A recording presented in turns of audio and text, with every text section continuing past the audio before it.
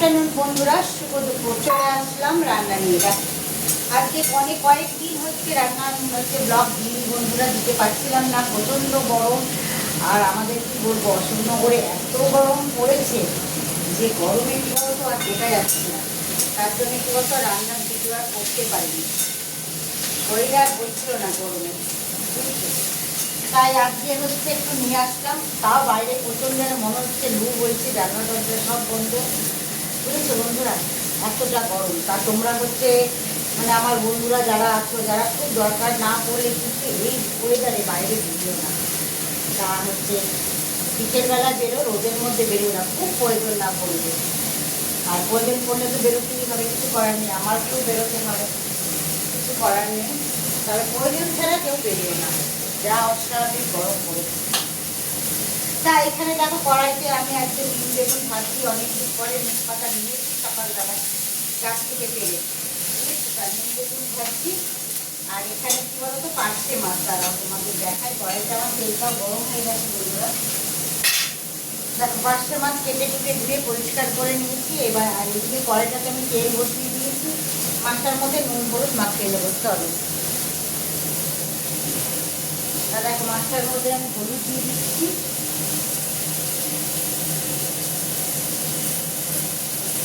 আর দিয়ে দিচ্ছি লবণ।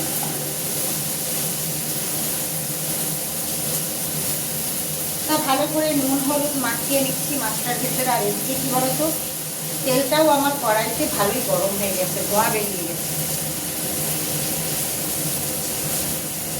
তা মাছগুলো আমি এবার ছেড়ে দিচ্ছি।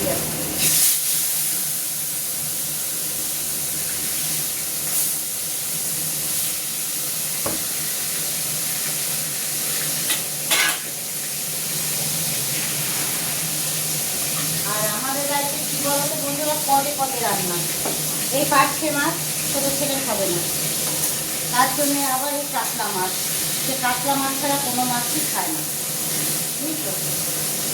আমার হচ্ছে পদে পদে রান্না করতে হয়, মানে ভাগে ভাগে দেখতে বলে বাংলা ভাষা, পদে পদে বাংলা ভাষা ভাগে ভাগে করতে হয়। এই দেখো এখানে কাতলা মাছ দুটো এনে নিয়েছি, আবার কাতলা মাছের হচ্ছে মাখা মাখা পেঁয়াজ দিয়ে, টমেটো দিয়ে, আর একটু জিরা বাটা দিয়ে, একটু লঙ্কা বাটা দিয়ে মাখা মাখা করবো ছোটো ছেলের জন্য। আর কি রান্না করেছি দেখাই তোমাদের। তা এখানে করেছি দেখো একদম ইঁচড়, একদম মাংসের মতন করে ইঁচড় হয়ে গেছে আজকে দুপুরে।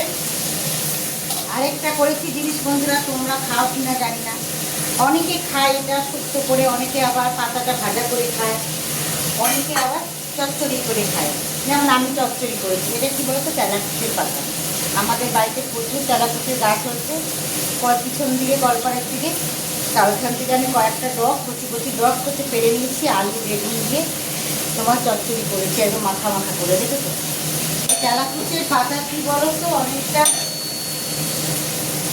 বন্ধুরা কে যেন আসছে দেখে নিই একটুখানি। তা বন্ধুরা দুধ এসেছিল, তাই দুধ নিতে গেছিলাম। তা তোমাদের যেটা বলছি, এই তেলাকুচের পাতা বলো তো তোমার খাওয়া শরীরের পক্ষে হচ্ছে খুব উপকারী, শরীরে গরমের মধ্যে পেট ঠান্ডা রাখে। আবার অনেকে এটা শুক্তো বানিয়েও খায়। তা আমি শুক্তো করি না, আমার চচ্চড়িটাই বেশি ভালো লাগে, তাই আমি চচ্চড়িটাই করি। আর গরমের মধ্যে বন্ধুরা বেশি করে একটু নিম বেগুন খাবে, একটু তিতো জিনিস খাবে। শুক্তো বড় যারা নিম বেগুন খেতে পারো না, অনেকে তিতো খেতে পারে না, তারা শুক্তো খেতে পারো, শুক্তোটা একটু কম তিতো হয়। গরমে একটু তিতো খাওয়া ভালো, তিতো আর হচ্ছে টক, আমের পাতলা ঝোল, আমের টক বা আমডাল, এগুলো খুব উপকার গরমের মধ্যে। কোনোবার এত গরম পড়ে না এইবারের মতো, এবারে যে হারে গরম পড়ে, প্রচণ্ড গরম। তা মাছটা আমি কী বলতো সর্ষে বাটা দিয়ে, একটু অল্প সর্ষে আর কাঁচা লঙ্কা বাটা দিয়ে একটু মাখা মাখা ঝাল ঝাল করব। তা পার্শে মাছটা খেতে আমি খুব ভালোবাসি, খেতে খেতে ভালোবাসি অবশ্যই কমেন্টে জানাবে। আমি পার্শে মাছটা খুব ভালোবাসি, আমার কাতলা মাছটা যত ভালো লাগে না খেতে, কেন কাতলা মাছই ম্যাক্সিমাম কাতলা মাছ হয় আমার বাড়িতে, তাই জন্য আমার কাতলা মাছটা খেতে ইচ্ছেই করে।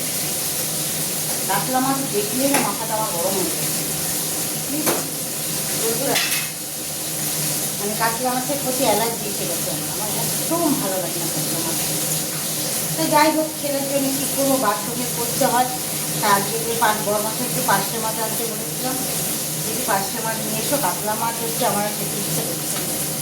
তাই বড় মাছের পার্শে মাছ নিয়েছে, তাই একটু ঝাল ঝাল করে বেশ কাঁচা লঙ্কা ঝাল দেবো, আর একটু ঝাল ঝাল করে একটু সর্ষে বাটা দিয়ে মাথা ঝাল দেবো।